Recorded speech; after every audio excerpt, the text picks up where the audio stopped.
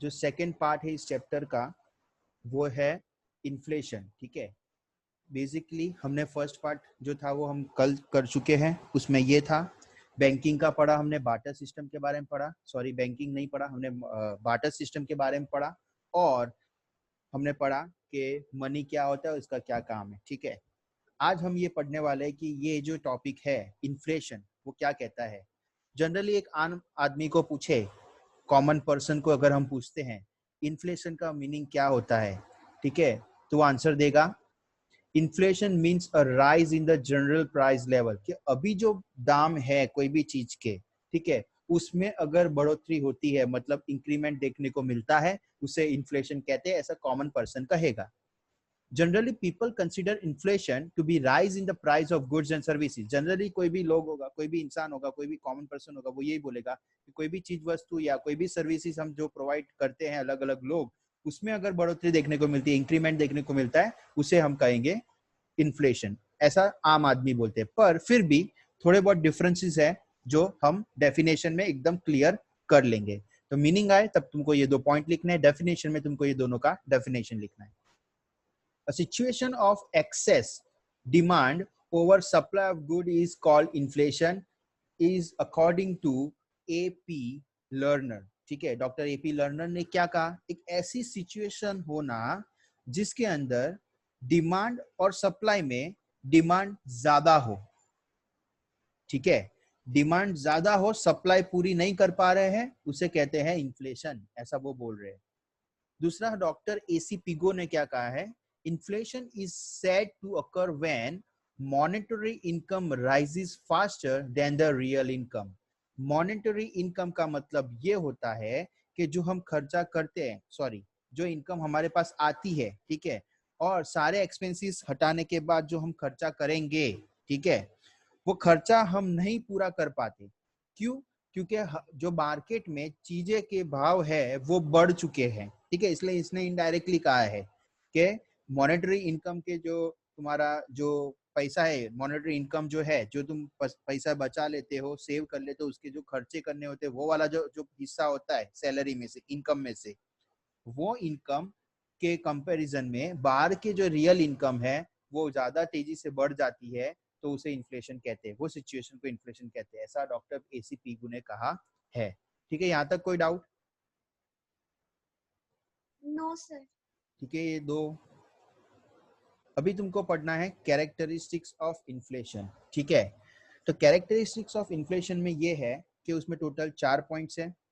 Okay, अब ये 4 points को किस तरह से हमें डिटेल में देना है, क्योंकि टेक्स्ट बुक में डिटेल में नहीं दिया हुआ है। ठीक है, सो हमको डिटेल में समझाना पड़ेगा। अगर 5 मार्क में आ गया तो कैसे लिखोगे, 2 मार्क में आता है तो इजी है। ठीक है, मीनिंग लिखा, डेफिनेशन लिखा और ये 4 पॉइंट लिख दिए, यानी तुम्हारे 2 मार्क्स मिल गए।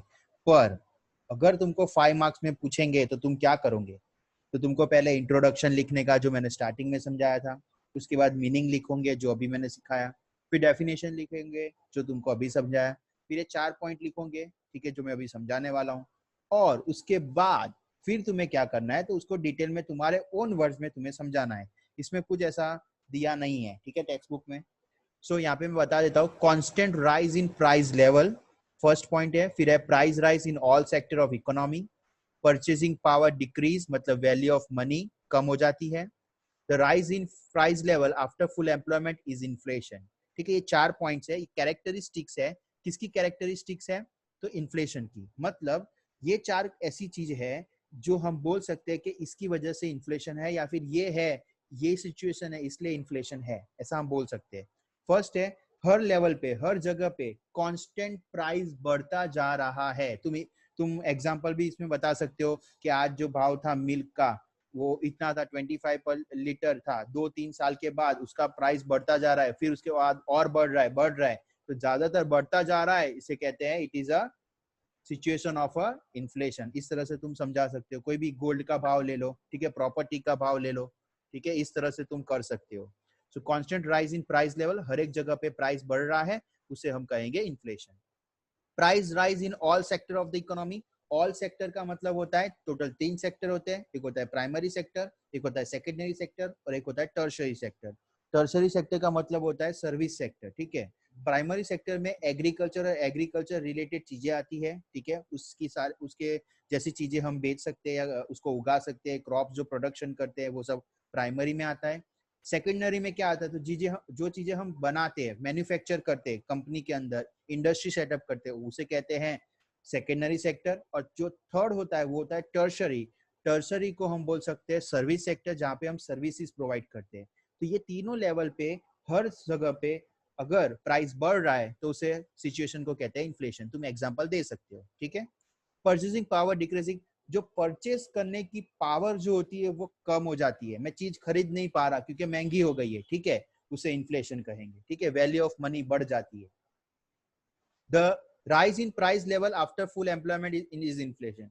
जॉब्स तो है, जॉब मिल गई, जॉब मिलने के बाद क्या हुआ, जॉब मिलने के बाद ये हुआ कि जो प्राइजेस है वो सारी चीजों का बढ़ गया, ठीक है, सब चीजों का प्राइस बढ़ गया आफ्टर एम्प्लॉयमेंट, एम्प्लॉयमेंट मिलने के बाद, जॉब मिलने के बाद, तो इसे क्या कहेंगे, it is a part of a inflation. समझ में आया यहाँ तक? हेलो, ठीक है। उसके बाद नीचे ऐसा लिखा हुआ है टेक्स्ट बुक में, some other points to be consider for a better understanding of inflation, वो हम लास्ट में समझेंगे, उसके पहले हम समझ लेते हैं कॉजेस ऑफ इन्फ्लेशन, ठीक है। तो ये रहा कॉजेस ऑफ इन्फ्लेशन, इजी करने के लिए इजी लर्न हो सकता है अगर इस तरह से तुमने लिखा हो तो। फर्स्ट पॉइंट है इसके अंदर इंक्रीज इन डिमांड, उसमें 3 पॉइंट है। इंक्रीज इन प्रोडक्शन कॉस्ट, उसमें कोई पॉइंट्स नहीं है। फिर अदर रीजन है, उसमें टोटल 3 पॉइंट है, ठीक है। तो हम डिटेल में तो नहीं समझेंगे, पर मैं तुमको समझा दूंगा, तुमको रीड करना है क्या कहते हैं इसको, क्यों ये इसके अंदर है, किस वजह से इन्फ्लेशन होता है हमारे कंट्री के अंदर, ठीक है, वो भी हम इसके अंदर पढ़ेंगे। कैस कौन कौन सी वजह है, टोटल यहाँ पे 3 वजह है जिसकी वजह से इन्फ्लेशन होता है, ठीक है। एक तो है इंक्रीज इन डिमांड, डिमांड बढ़ जाती है तो सप्लाई नहीं कर पाते, और सप्लाई नहीं कर पाते मतलब इन्फ्लेशन की सिचुएशन अराइज हो गई है।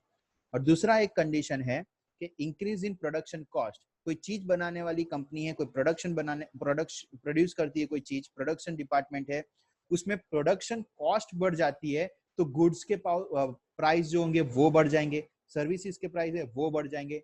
जो सिचुएशन अराइज होती है वो ये सिचुएशन को इन्फ्लेशन कहते हैं। और अदर रीजंस कौन से है वो भी हम डिटेल में समझेंगे। सो फर्स्ट मैं समझा रहा हूँ इंक्रीज इन डिमांड, ठीक है।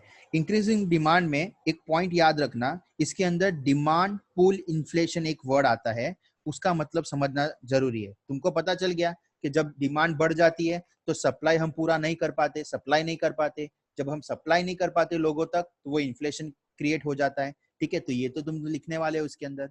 एक और पॉइंट इसके अंदर लिखोगे तुम, क्या लिखोगे कि if there is inflation due to increase in aggregate demand, aggregate मतलब सब सारी चीजों को टोटल करके, उसके अंदर भी तुमको अगर देख रहा है मिल रहा है कि वो डिमांड बढ़ रही है as compare to the supply, supply के कंपैरिजन में डिमांड ज्यादा है, तो उसे कहेंगे डिमांड पूल इन्फ्लेशन, ठीक है। उसमें वर्ड आगे दोनों में, डिमांड के आगे एग्रीगेट और सप्लाई के आगे एग्रीगेट वर्ड नहीं लगाया तो डेफिनेशन रॉन्ग हो जाएगी, इसलिए तुमको लगाना है कि एग्रीगेट डिमांड के कंपैरिजन में एग्रीगेट सप्लाई जो है, ठीक है, उसमें से एग्रीगेट डिमांड ज्यादा हो, एग्रीगेट सप्लाई कम हो, तो उसे कहते हैं डिमांड पूल इन्फ्लेशन। तो ये 2 पॉइंट तुमको इंक्रीज इन डिमांड में लिखने हैं।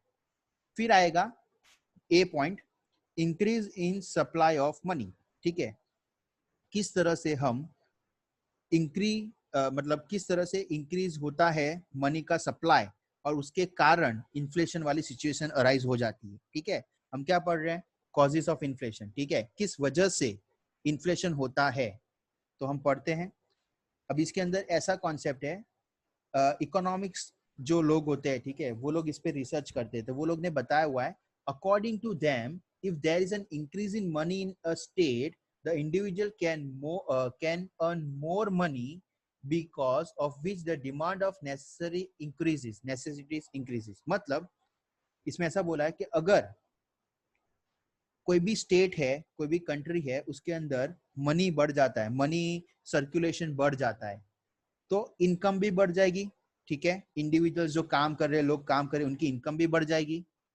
तो अगर इनकम बढ़ गई तो क्या होगा, इनकम बढ़ गई तो डिमांड भी बढ़ जाएगी, मतलब नई जो चीजें चाहिए, नेसेसिटी जो गुड्स है, आज 2 लेते थे तो अब 4 लेंगे, इनकम बढ़ गई है, ठीक है।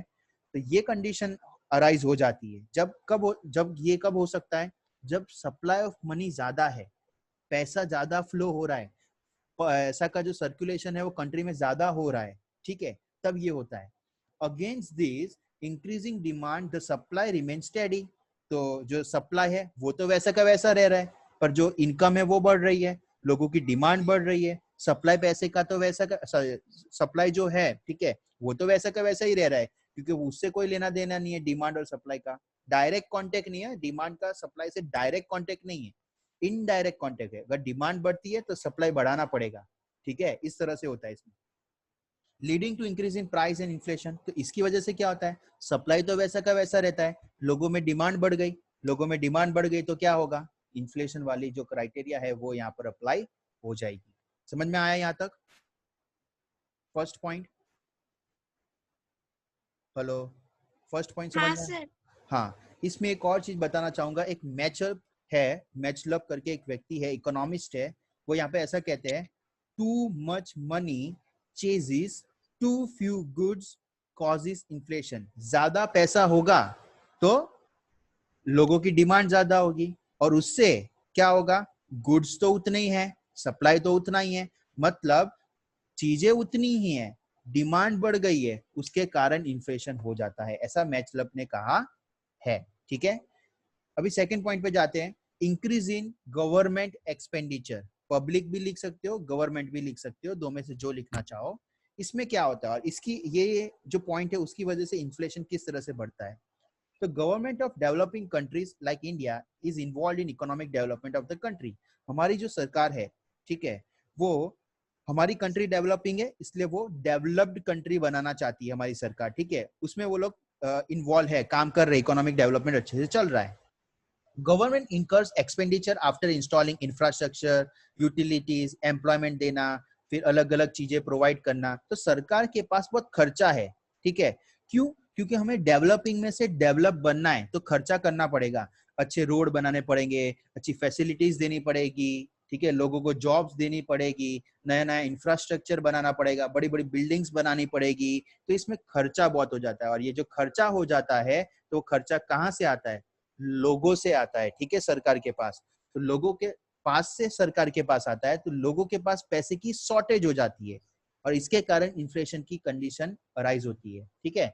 सो this increase the income and demand of the people, which lead to rise in general price level. Thus, if government circulates money in excess of the production of goods and service in the economy by increasing public expenditure, then the rise of general price level gains momentum. सुनो ये क्या बोल रहा है, circle, यहाँ पर government अगर circulate करता है ज्यादा से ज्यादा पैसा, ठीक है, पर प्रोडक्शन गुड्स का और सर्विसेज का उतना ही है, नॉर्मल है, जो चल रहा था वैसा ही है, तो सरकार खर्चा करेगी, सरकार तो खर्चा करना है क्योंकि वो डेवलपिंग में से डेवलप में बनाना है, ठीक है, डेवलप कंट्री में बनाना है।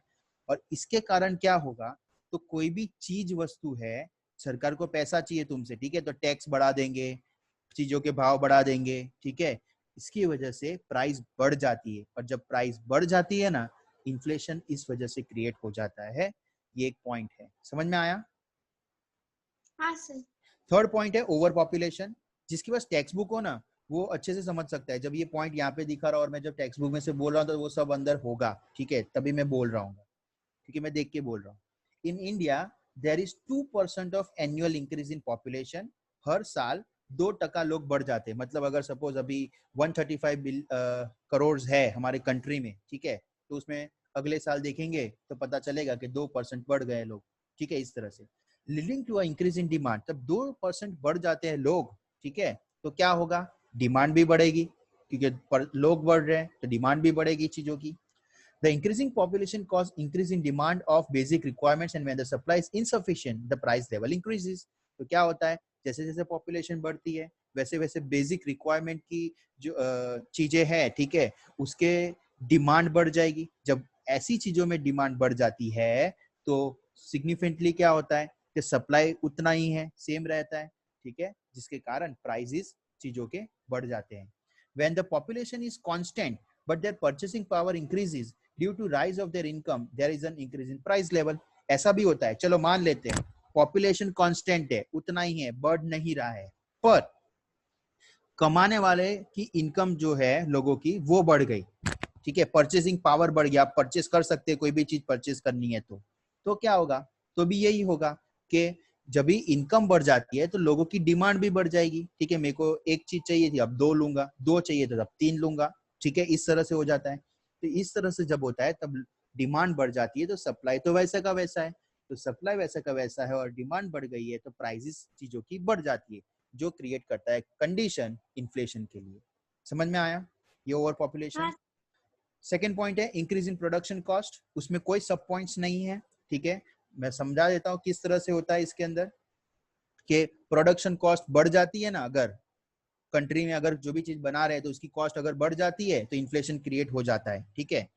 The other major factor affecting the price is the supply of goods and services.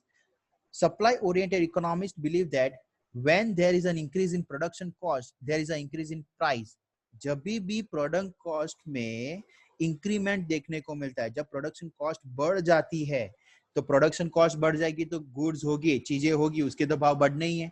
चलो अगर मैं मान लेता हूँ कोई कंपनी है पेन बनाती है, आज वो 3 रुपए में वो पेन बनाती थी, मार्केट में उसकी पेन 5 रुपए में बिकती थी, ठीक है, अब उसने प्रोडक्शन कॉस्ट बढ़ गई है, रॉ मटेरियल के भाव बढ़ गए, फिर इलेक्ट्रिसिटी का वो सब चेंज हो गया, मीटर का रेटिंग और वो सब, तो उसके कारण ये सब कंडीशन के कारण जो पेन की कॉस्ट थी बनाने में उसको 4 रुपए लगते थे, वो मार्केट में 5 रुपए में बेचेगा कि अब थोड़ा बढ़ाएगा उसका, अब वो बढ़ा देगा इनकम, ठीक है, मतलब जो भी पैसा उसको मिलने वाला होगा वो पेन से वो बढ़ा देगा। तो जब प्रोडक्शन कॉस्ट बढ़ जाती है, ठीक है, तो गुड्स के प्राइस भी बढ़ जाते हैं, ठीक है। If there is increase in cost of raw material, देखो मैंने जैसे बोला रॉ मटेरियल में अगर पैसा बढ़ गया है कोई चीज का, मशीन का पैसा बढ़ गया, इलेक्ट्रिसिटी का रेट बढ़ गया, वाटर रेट बढ़ गए, वर्कर के वेजिस का पैसा बढ़ गया है, ट्रांसपोर्टेशन बढ़ गया, अगर ये सारी चीजें बढ़ जाती है तो गुड्स में, अगर गुड्स और सर्विसेज जब हम प्रोवाइड कर रहे होते हैं किसी को, बना रहे होते हैं कोई चीज, तो उसमें अगर हम ये सारी चीजें कंसिडर करते हैं, जैसे मशीन का यूज होता है, रॉ मटेरियल का यूज होता है, इलेक्ट्रिसिटी, पानी का, वर्कर काम करते हैं, ट्रांसपोर्टेशन होता है, तो ये सारी चीज का अगर भाव बढ़ जाता है तो गुड्स और सर्विसेज का भी भाव बढ़ जाता है। The inflation cost due to increase in production cost, अगर कभी भी प्रोडक्शन कॉस्ट के बढ़ने से इन्फ्लेशन क्रिएट होता है ना, उसे कॉस्ट पुश इन्फ्लेशन या तो सप्लाई शॉक इन्फ्लेशन कहते हैं। फिर से मैं समझाता हूं, अगर एक रीजन है, अगर एक रीजन है और वो रीजन ये है कि इंक्रीज इन प्रोडक्शन कॉस्ट, अगर इंक्रीज हो रहा है प्रोडक्शन कॉस्ट, ठीक है, उसके कारण अगर इन्फ्लेशन क्रिएट होता है तो उसे हम कहेंगे कॉस्ट प्लस इन्फ्लेशन और सप्लाई शॉक इन्फ्लेशन, ठीक है, समझ में आया। एग्जाम में 1 मार्क में आता है तो तुमको ऐसा लिखने का, the inflation cost due to increase in production cost, जो भी इन्फ्लेशन होता है किसके कारण की वजह से, तो प्रोडक्शन कॉस्ट के इंक्रीज होने के कारण से, तो हम उसे बोल सकते हैं कॉस्ट पुश इन्फ्लेशन या तो सप्लाई शॉक इन्फ्लेशन, ठीक है। अदर रीजंस कैसे हैं तो मैं समझा देता हूँ, अदर रीजंस कौन कौन से हैं जिसकी वजह से इन्फ्लेशन क्रिएट होता है। अदर रीजंस में ऐसा है कि ये 2 मेन रीजन है, ठीक है, increase in demand, increase in production or, production cost are the main reason, और जो अदर रीजंस है वो रीजन है पर मेन नहीं है, ठीक है। तो यहाँ पे वो पैराग्राफ में यही समझाया है कि increase in demand, increase in production cost, they are the main major reasons, पर उसके अलावा भी छोटे मोटे रीजंस है जो हम यहाँ पे स्टडी करेंगे, वो है taxation policy, increase in price of import और स्कैसिटी। ये 3 चीजों की वजह से भी होता है कि इन्फ्लेशन है हमारे कंट्री में।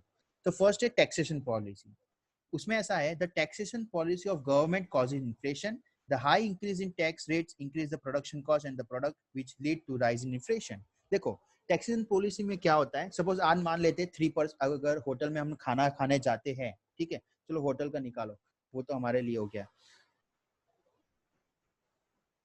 चलो होटल में जाते अभी खाना खाने के लिए 2000 का बिल हो गया, ठीक है, तो 5% अगर इस मान लेते 5% रेट ऑफ इंटरेस्ट है, ठीक है, जीएसटी जो लगता है वो 5% लगता है, ठीक है, आज सरकार ने 5% रखा हुआ है, 6 महीने हो गए, सरकार ने बोला 10% पे करने का, ठीक है, 10% पे करोगे तो तुमको लगता है गुड्स में, मतलब जब तुम खाना खाने जाओगे तो मेनू कार्ड में भी प्राइस का भाव भी चेंज हो जाएगा, ठीक है। तो उसका कारण ये है, इसकी वजह से ये जो टैक्सेशन पॉलिसी है, जब सरकार अपने टैक्स रेट बढ़ा देती है, इसके कारण प्रोडक्ट जो होती है उसका भी भाव बढ़ जाता है और इसके कारण इन्फ्लेशन क्रिएट हो जाता है। फिर आता है second, increase in price of import. जब हम कोई चीज इंपोर्ट करवाते हैं, ठीक है, यहाँ पे एक एग्जांपल दिया है, इंडिया में 70% पेट्रोलियम प्रोडक्ट जो होती है ना वो इंपोर्ट होती है, खाली हम 30% प्रोड्यूस कर सकते हैं अपने आप अपने वे में। 30% जो हम पेट्रोल है वो खुद हम यहाँ पर प्रोड्यूस करते हैं, बाकी का 70% हम फॉरेन से यहाँ पर मंगवाते हैं, उसे कहते हैं इंपोर्ट। जब इंपोर्ट करवाते हैं तब उसका भाव अगर बढ़ जाएगा तो यहाँ पे जब पेट्रोल आएगा उसका भी भाव बढ़ जाएगा, ठीक है। जब उसका भाव बढ़ जाएगा तो हम बोल सकते हैं it is a situation of an inflation, ठीक है। समझ में आया यहाँ तक? हाँ सर। लास्ट पॉइंट है स्कैरसिटी। स्कैरसिटी का मतलब होता है कमी, कोई चीज की कमी हो जाना। सपोज मान लेते हैं मार्केट में कोलगेट की कमी हो गई, ऐसा होगा नहीं, पर अगर सपोज मान लेते हैं कोलगेट की कमी हो गई है तो कोलगेट के भाव क्या हो जाएंगे, बढ़ जाएंगे। कोलगेट का नाम नहीं ले रहा मैं, टूथपेस्ट बोलता हूँ, टूथपेस्ट है जो, ठीक है, अगर वो कोई भी जगह पे जाओ नहीं मिल रहे हैं, कमी हो गई है, ठीक है, तो क्या होगा, तो उसके भाव बढ़ जाएंगे। क्यों? उसके भाव इसलिए बढ़ जाएंगे क्योंकि उसका सप्लाई कम है और डिमांड ज्यादा है, इसलिए, ठीक है। So when there is a scarcity in terms of raw material नहीं आ रहा, इलेक्ट्रिसिटी का प्रॉब्लम है, कोई रिक्वायरमेंट है जिसकी वजह से प्रोडक्शन में डिले हो रहा है, प्रोडक्शन नहीं हो रहा है, इसके कारण प्राइस जो गुड्स और सर्विसेज का है वो बढ़ जाएगा। और इफ स्कैरसिटी बहुत लंबे समय तक रहती है, ठीक है, बहुत लंबे समय तक रहेगी, तो हम उसे बोल सकते हैं कि it is a situation of a inflation. बहुत लंबे समय तक रहती है ना तो बोल सकते हैं कि it is a situation of a inflation. समझ में आया यहाँ तक? हाँ सर।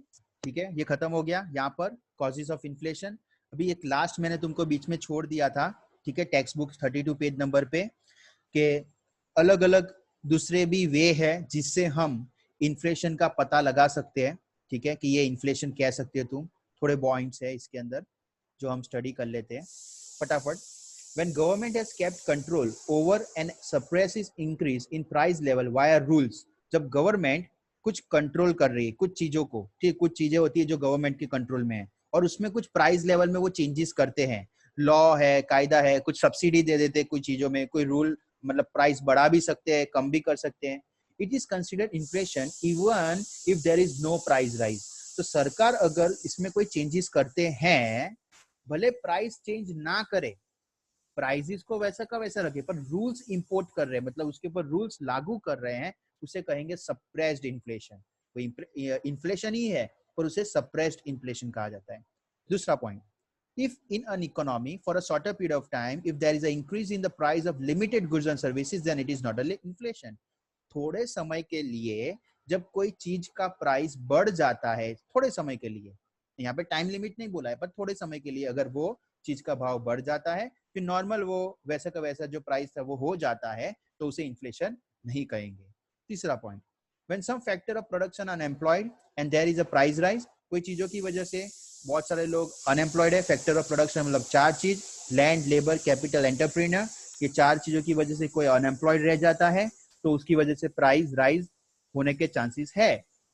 देन प्रोड्यूसर जो चीज बनाता है gets an incentive to produce more, तो कोई सरकारी सब्सिडीज मिल जाती है, गवर्नमेंट सब्सिडीज मिल जाती है जिससे वो चीजें बना सके। So economic activity gets boost, और इसकी वजह से इकोनॉमिक एक्टिविटीज को मतलब के बिजनेस करने वाले लोगों को एक फायदा मिलता है, सब्सिडी मिल रही है, सरकार मदद कर रही है हमारी, जिससे हम दूसरे लोगों को एम्प्लॉयमेंट जॉब्स भी प्रोवाइड कर सकते हैं इसकी वजह से। And factor gets employment, production rises and prices fall, तो लोगों को जॉब मिलती है, प्रोडक्शन ज्यादा होता है और प्राइसेस कम हो जाती है, तो ये सब चीजें है। Fourth last point, if there is an unemployment in factor of production leads an economy, the increasing price of goods and services will allow employment to increase production to decrease the price of goods and services। इसमें क्या बोला है, अगर कोई भी jobs किसी को नहीं है अभी, ठीक है, और वो किसकी वजह से नहीं है, तो फैक्टर ऑफ प्रोडक्शन की वजह से नहीं है। फैक्टर ऑफ प्रोडक्शन मतलब सपोज किसी के पास जमीन नहीं है, किसी के पास लेबर नहीं है, किसी के पास पैसा नहीं है, कैपिटल नहीं है, किसी के पास ओनर नहीं है, मतलब ओनर एक पार्ट है पर ये जो चीज नहीं है, लैंड, लेबर और कैपिटल, ये तीन चीज नहीं है, और ये तीन चीज में से कोई चीज नहीं है और उसके कारण प्राइस गुड्स और सर्विसेज के बढ़ जाते हैं, इसके वजह से क्या होगा, लोगों को हम जॉब्स प्रोवाइड नहीं कर पाएंगे, ठीक है, प्रोडक्शन हमारा कम हो जाएगा, तो ये प्रॉब्लम हो सकती है। ये आंसर कभी आता नहीं है पर ये समझाने का था, इसमें था इसलिए मैं समझा रहा हूँ।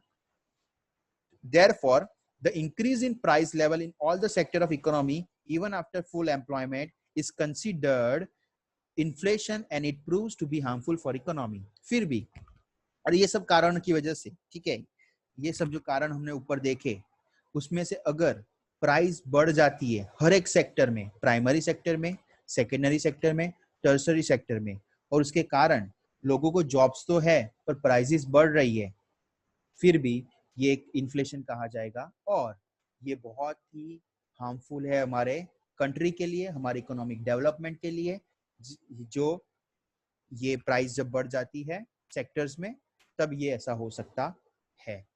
ठीक है, समझ में आया तुम लोगों को?